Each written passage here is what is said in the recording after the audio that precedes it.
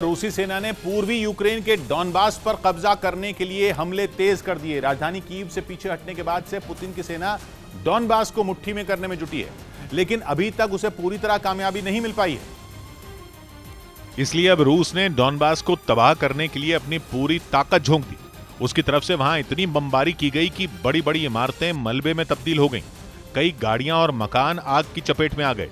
इसके बाद उसने टैंकों और बख्तरबंद गाड़ियों को वहां की सड़कों पर दौड़ाना शुरू कर दिया, जिसका वीडियो भी सामने आया।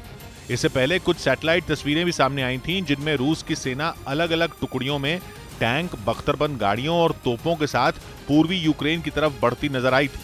अब दावा किया जा रहा है कि रूस की उन टुकड़ियों ने डॉनबास के कई इलाकों में पहुंचकर मोर्चा संभाल लिया, जिसके बाद यूक्रेन के फौजियों ने उन इलाकों से लोगों को निकालने का काम शुरू कर दिया।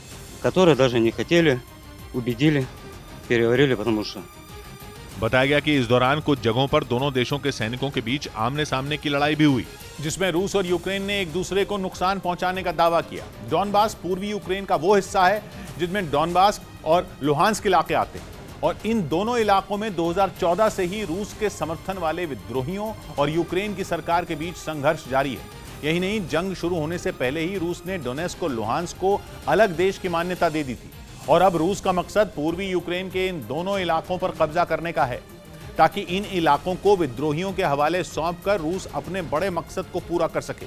और पुतिन का वो बड़ा सपना क्राइमिया तक नया रास्ता बनाने का है। क्राइमिया यूक्रेन के दक्षिण में है, जिस पर 2014 से ही रूस का कब्जा है। अब माना जा रहा है कि पुतिन की कोशिश पूर्वी यूक्रेन पर कब्जा करके क्राइमिया तक एक नया रूट बनाने की है, ताकि काला सागर का इस्तेमाल एक पोर्ट की तरह बड़े पैमाने पर किया जा सके।